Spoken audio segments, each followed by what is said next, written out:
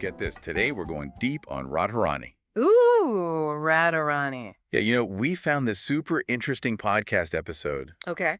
called Radharani, the Queen of Devotion. The Queen of Devotion. Yeah, it's from the Bhakti Moons podcast. Interesting. And it really got us thinking about the whole idea of love and devotion. Yeah, love and devotion, big topics. Big topics for sure, but what really struck me, and maybe you too, is this whole idea of, like, the feminine aspect of God. That's what I was thinking too, because a lot of times we think of God as, this all-powerful male figure. Exactly. And this episode, this deep dive, really challenges that. It does. It really does. In fact, the episode even points out that even Krishna, who is, the supreme deity, Right. possesses feminine qualities. Hmm. Like in the Bhagavad Gita, when he lists things like fame, fortune, fine speech. Which are usually seen as like feminine qualities, right? Exactly. Exactly. So it's not just that God has a feminine side, it's that these qualities are like part of the divine. Regardless of gender. Absolutely, regardless of gender. And then we're introduced to Radharani, Who is like, Krishna's eternal feminine counterpart.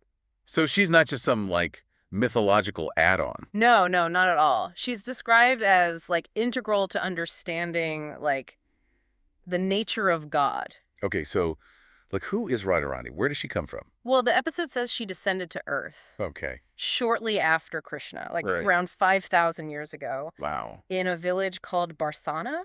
Barsana. Yeah, which is like not far from where Krishna was born. It's like they were destined to meet. Right, it's like it's meant to be. Yeah. And even her name, Radharani, is super significant. Oh, how so? Well, it comes from Sanskrit words that mean like to worship and queen. So she's literally the queen of worship. Literally the queen of worship. It's Yeah. a title that points to, her unique role in relation to Krishna. And it ties directly into that whole idea of, God's feminine aspect, right? Right. So, like, how does the episode describe their relationship? Well, the Chaitanya Charitamrita uses this really beautiful analogy and says Radha is the full power and Krishna is the possessor of that power. Okay. They are inseparable, like musk and its fragrance, Okay. or like fire in its heat. I see. Though they appear as two to kind of relish the sweetness of, divine pastimes. I love that analogy. So they're like two distinct beings, Yeah. but also like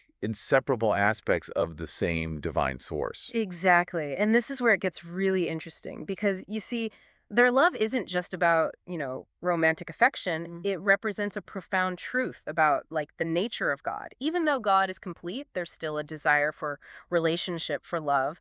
And Radha embodies that aspect of the divine. It's like that yearning for connection and love that we all experience, right? Yes, exactly. It's like our own desire to love and be loved echoes this divine principle. Oh, wow. Yeah, that's deep. it is. It is. So we're starting to get a sense of like who Radharani is and her connection to Krishna. Right. But what about like the power of her love? Yeah. What makes it so special? Okay, well, the Chaitanya Charitamrita states, Radharani's body, mind, and words are like steeped in divine love for Krishna.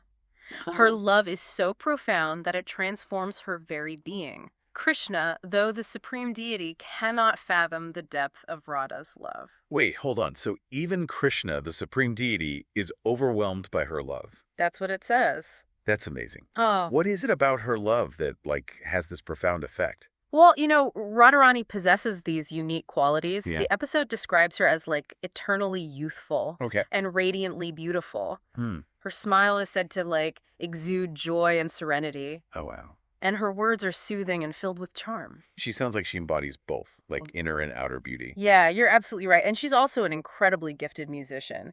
But beyond these, external qualities, Radharani is known for her like profound humility, compassion, Yeah. and unwavering devotion to Krishna. So it's that combination of inner and outer beauty coupled with her like complete selflessness that Yeah. makes her love so powerful. Exactly. Exactly. It's like she represents the ultimate ideal of love, I see. Yeah. And there's this one quality in particular that I think really highlights this. Oh, what's that? It's called Mahabhava. Mahabhava. I've heard of that before, but can you explain it, for our listeners? Yeah, sure. So Mahabhava is considered like the highest form of divine love. Okay. It's an ecstatic state of complete absorption in the divine. Wow. It's a level of devotion and spiritual connection that's almost, unimaginable to us. So Radharani, like, embodies this perfectly. She's said to be like the perfect example of Mahabhava, Oh, showcasing like the pinnacle of what's possible in terms of, love and devotion. that's amazing. So we've got eternal youth, radiant beauty, musical talent, and the highest form of divine love. Hmm. Is there anything else that makes Radharani so unique? You know what? There's actually one more thing. Okay, what's that? Even Krishna, the supreme deity, follows her commands. What? Yeah. That's incredible. It really challenges traditional ideas of like power dynamics, especially when it comes to the divine. It does. It really does. It highlights the profound influence of, like, pure, selfless love. Absolutely. In their relationship, it's Radharani who holds the power, not because she demands it, but because her love is so pure and all-encompassing Wow. that even Krishna willingly submits to it. It makes you wonder what we can learn from her, about the true nature of love and its ability to transform even the most powerful beings. There's so much more to explore, especially when we consider how this divine love contrasts with our like earthly experiences. That's what I'm really curious about. Stay tuned, everyone, because in the next part of this deep dive, we'll be getting into the concept of transcendental love Mhm. and how Radharani's story can inspire us to cultivate more selflessness in our own lives. Radhe, Radhe, Sri Krishna Radhe, Radhe, Radhe.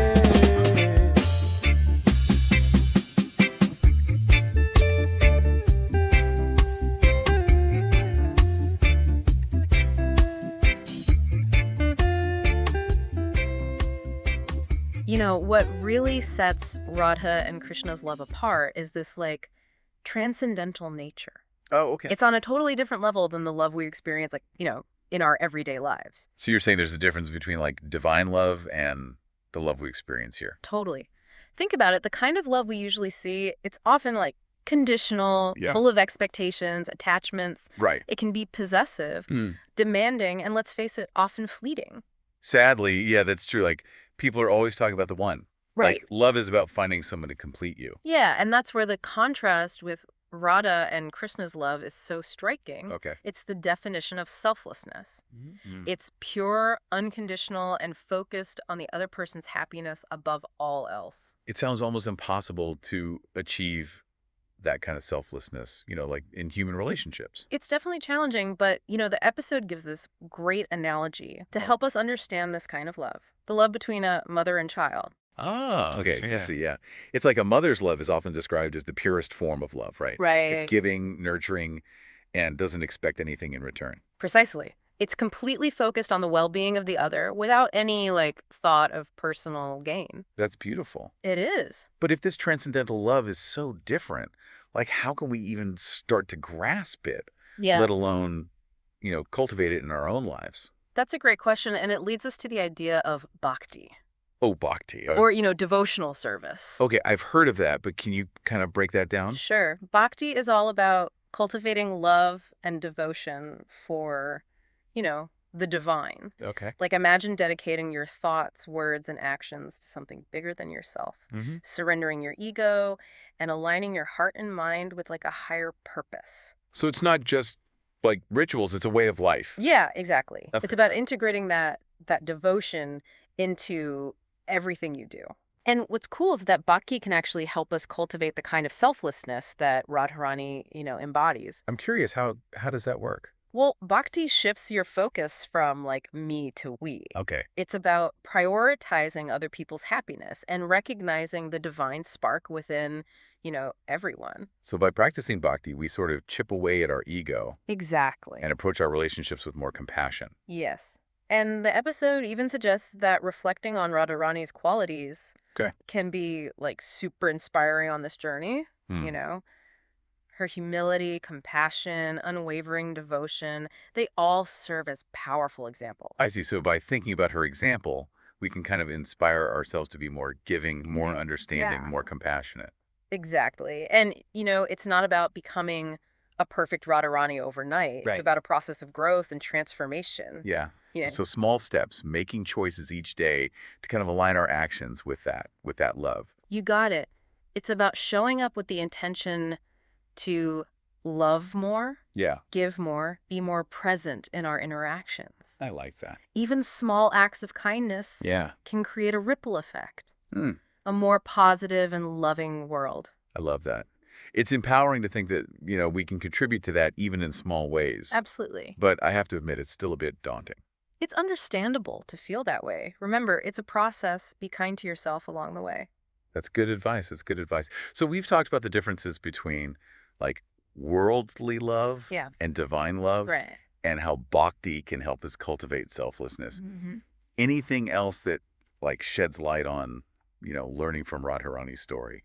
There's this one point that I think is really powerful. Okay. It basically says that her love isn't just this, romantic ideal. Mhm. It's like a blueprint for how we can approach all relationships in our lives. Oh, wow. Yeah. So not just about like finding a soulmate, No. but about bringing that same level of love to our family, friends, even Exactly. strangers. Exactly. Treating everyone with kindness, respect, compassion, regardless of, who they are or how they're related to us. That's challenging but inspiring. It is. It reminds us that love isn't just a feeling. Right. It's a choice we make every day. And that choice, that conscious decision to like embody love Yeah. can have a huge impact on our lives and the world around us. It really has opened my eyes to a whole new like dimension of love. I want to keep exploring this, see where it leads. That's the beauty of it, the journey of Mhm. understanding and embodying love. Right. It's ongoing. There's always more to discover. Absolutely. So as we sort of wrap up this deep dive into this extraordinary world of Radharani, Yeah. like what resonated most with you? Honestly, there were so many profound insights, but that idea that love is a choice, that really stuck with me. Me too. It's so easy to think of love as something that just happens to us, Right. but her story reminds us that we have the power to choose love. Every moment, Yeah. it's a conscious decision to act with kindness, compassion, and selflessness, even when it's tough. Yeah, and that choice, that commitment to like embodying love Yes. can have a ripple effect, Absolutely. transforming not just our lives, but the Yeah. lives of those around us. Exactly. Like we become conduits of love, Yeah, spreading warmth and light wherever we go. and we all have that potential Yes. to make that difference. Absolutely. What a legacy to strive for. Yeah. So if we could distill all this wisdom into a single takeaway for our listeners, what would it be? Oh, that's a great question. Mm. I think the core message is that love is more than just a feeling.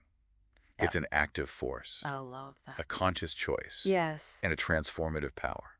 I love that. It's a call to action, encouraging us to embody love Yeah. in every aspect of our lives. To embrace selflessness, Yeah. cultivate compassion, and radiate that love outwards.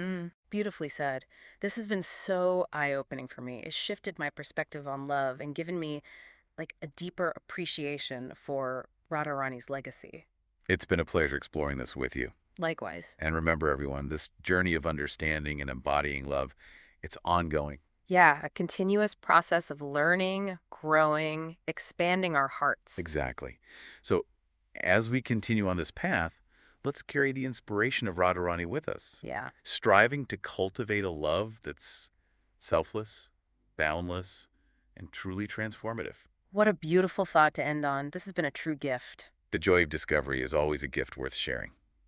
What's one final thought you'd like to leave our listeners with? Well, if the divine purpose of love is truly selfless and giving, as Radharani shows us, I encourage everyone to think about this. How can we bring that principle into our daily lives, our relationships, and our interactions with the world? That's a powerful question to leave us with. It is. Food for thought, indeed. Well, thanks for this incredible deep dive. It's given me a lot to think about. The pleasure was all mine. Until next time.